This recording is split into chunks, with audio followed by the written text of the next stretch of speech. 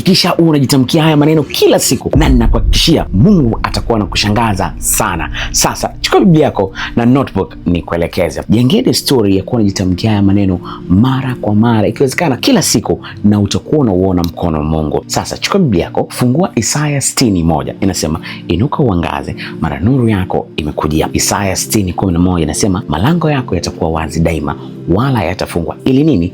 Ili watu wapate kuletea utajiri wa mataifa. Na Isaya 61:5 inasema, wageni watahudumia mifugo yako. Yaani kwa tafsiri ya kwamba watu usiowajua watakupa mahitaji yako. Wewe utakuwa unasema hivi: Mungu, mimi nuru yangu inaangaza na wala sijafichwa na kitu chochote, na milango yangu yote iko wazi, milango ya fursa, milango ya kibali, milango ya kupokea vitu kutoka kwa watu. Na siku yangu ya leo utaitaja, haitaisha.